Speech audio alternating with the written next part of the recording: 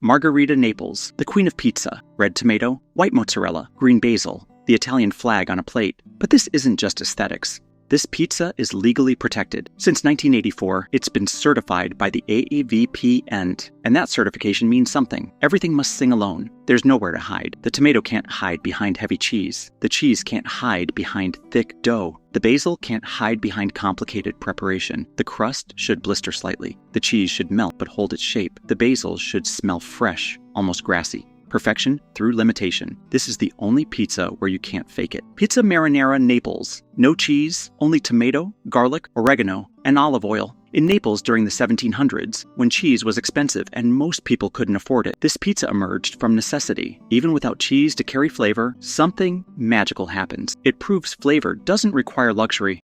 Napoletana Classica. Tomato, mozzarella, oil, no basil. This is the blueprint, the template. Everything else in Naples builds from here. Difference between this and Margherita is just basil. But that one change shifts the entire flavor profile. It's earthier, it's heavier, it's more honest. Once you understand this, you understand all Neapolitan pizza. Salixia, sausage, pizza, crumbled, Neapolitan sausage, tomato, mozzarella. The sausage breaks into bits during cooking, distributing fat and flavor everywhere. It's simple, direct, no hiding. This pizza demands respect from the butcher before it ever reaches the oven. It mingles with the tomato sauce. It flavors the cheese. Every bite carries the weight of that one ingredient. That quality determines everything. This pizza is unforgiving. Pizza Fritta Naples, the fried heritage. Deep-fried dough pouch stuffed with ricotta, mozzarella, and cured meat. Crispy outside, molten inside. Born from resourcefulness. Why spend time baking in a shared oven when you can fry quickly over a stove? Frying is faster, and it tastes like carnival-like street food, like celebration. The crispy shell shatters. The inside is still warm, the cheese still flowing. It's indulgent, it's not refined. It's pizza's rebellious sibling. Same dough, different fuel, completely different soul. Pizza Calzone Naples, the folded secret. A half moon of dough sealing ricotta, mozzarella, and cured meat inside, fried or baked. It's pizza in disguise. Originated because pizza needed to be portable. Workers couldn't sit down with a full pizza. Street vendors couldn't balance a flat, hot pizza while moving, so they folded it. They sealed it. They made it pocket-able. The ingredients stay hidden until you bite into it. The outer crust gets crispy or golden depending on preparation. The inside stays soft and warm. When you tear it open, the cheese and meat spill out. Pizza Romana. Tonda Romana. Rome.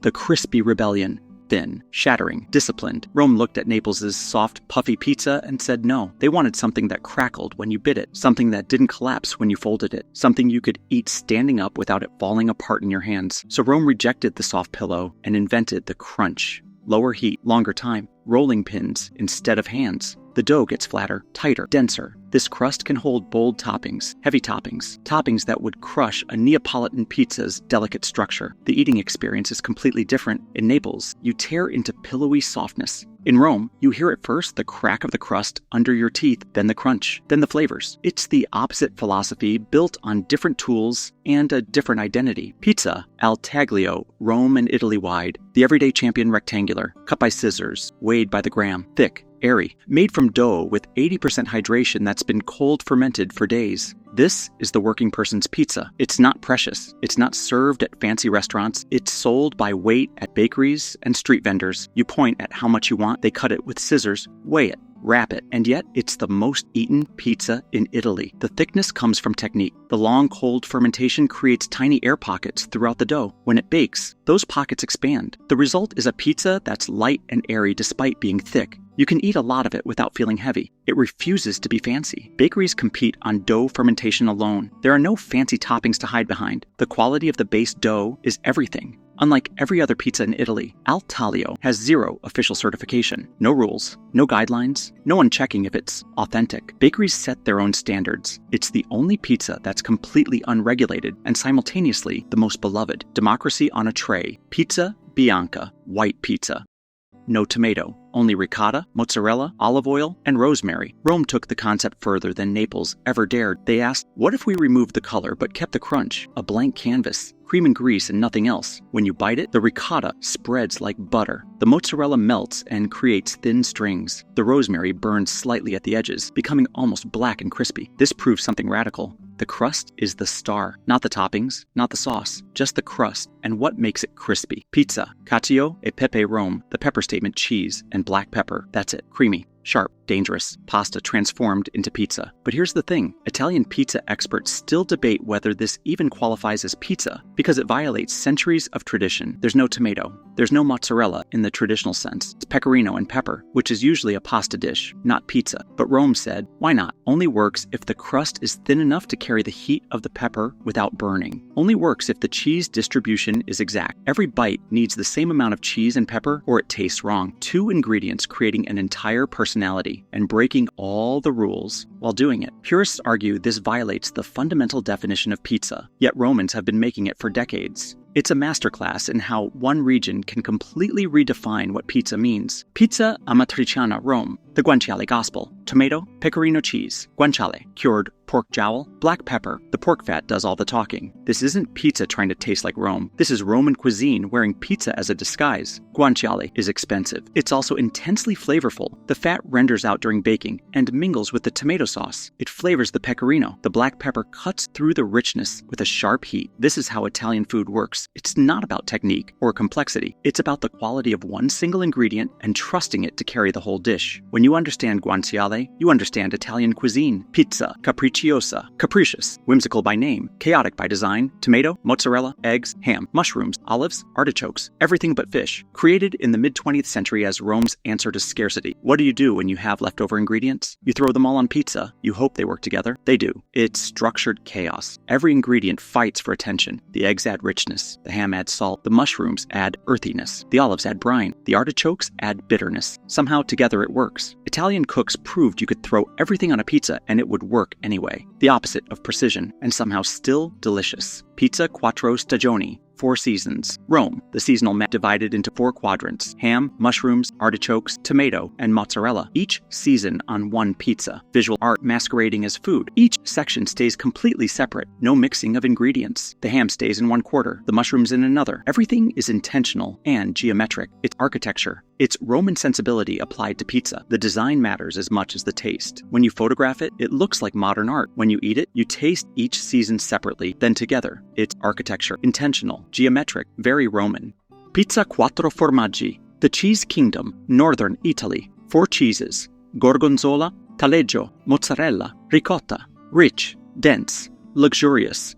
Born from the dairy regions of the north, where abundance is a value, not a sin, where butter replaces olive oil, where cream appears in sauces, where the philosophy is completely opposite from Naples. Cut into it, the cheese stretches in thick, heavy strings. The gorgonzola brings a sharp, almost spicy bite. The taglio adds a mild sweetness and sticky richness. The mozzarella creates the structure. The ricotta rounds everything out with creaminess. It breaks the southern Italian code of simplicity. It's not restrained. It's not about letting one ingredient shine. It's about abundance and indulgence.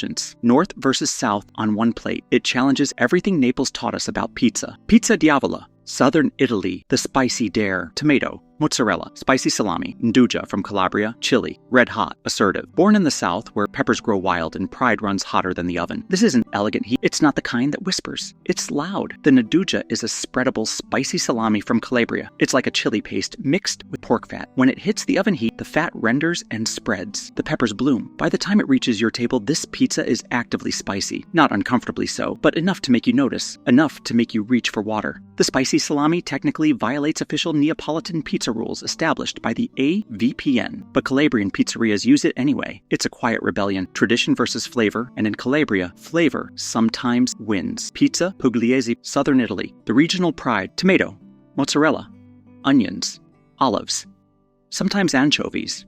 Thicker than Naples, cheaper than Rome, more aggressive in flavor. Puglia is the heel of Italy's boot. It's not famous the way Rome and Naples are famous, but the people there make pizza with quiet confidence. They don't need validation from tourists or food critics. The onions caramelize slightly in the oven, becoming sweet and almost jammy. The olives add brine and a slight bitterness. If anchovies are added, they dissolve into the sauce, adding a savory depth that you taste but don't necessarily see. Working-class Southern food with no apologies, built for feeding families at the table, not impressing people on Instagram. It's the pizza of a region that doesn't need validation. Before Naples, there was Sicily. Pizza, Sfincione. Sicily, Palermo. The island air, thick, spongy, rectangular. Tomato, onions, anchovies, breadcrumbs. This is pizza's older cousin. Sfincione predates Naples as a tomato bread hybrid by centuries. When people think of pizza's birthplace, they think of Naples. But Sicily was making this before Naples became famous. The dough is thick enough that when you bite it, you hear it. The tomato sauce is chunky and cooked down until it's almost jam-like. The onions are soft and melting. The anchovies dissolve into richness. The breadcrumbs add texture and crunch. It's sold in street markets barely dressed, unapologetically rustic. This isn't food for fine dining. It's food for eating while walking through Palermo's narrow streets. Proof that Naples didn't invent pizza. It perfected what already existed. The pizzas nobody talks about, but everyone eats. Pizza Bianca con patate, white with potato. The humble hybrid, sliced potatoes, rosemary, olive oil, salt, no tomato, a working lunch, a bakery staple. This is the pizza you see in every Roman and Neapolitan bakery, but tourists never ask about it. It's not Instagram worthy. It doesn't have color. It doesn't have sauce. It's just thinly sliced potatoes arranged on dough, drizzled with excellent olive oil, scattered with fresh rosemary, and baked until crispy. The potatoes become tender inside and crispy at the edges. The rosemary burns slightly, becoming almost black and incredibly fragrant. The olive oil carries all the flavor because it's the only fat present. The most common pizza in Italy, the least famous. The pizza nobody writes about because everyone eats it. Pizza al forno, whole baked. Naples, the ceremonial version. A whole pizza baked as a single entity, not cut into slices beforehand. One large round pizza brought to your table and cut in front of you. Born from home cooking, where families made one big pizza for dinner. Now it's a restaurant statement. It's larger, it's more dramatic. There's a ceremony in the cutting. Sometimes it comes gilded with extra cheese or toppings piled higher on top. Sometimes it's simple. Either way, the moment the knife cuts through it at the table, you see the steam escape. You smell the wood-fired oven. The presentation matters. Same pizza, but the ritual changes the eating experience. It's not just food, it's a moment. The ritual matters. The presentation changes how you experience it. If we rank them by what they represent, most perfect, pizza Margherita, no room for error.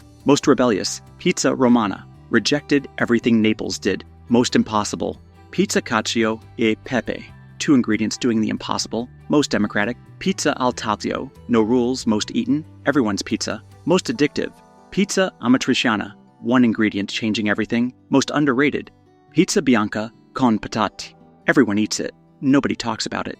Most ancestral, pizza Sfincione, older than Naples itself. Most rebellious spirit, pizza Diavola, breaking the rules on purpose. Because pizza isn't just food. It's identity. It's history. It's belief. Every slice tells a story, and that's what makes it immortal. Not because it's perfect, but because it's honest.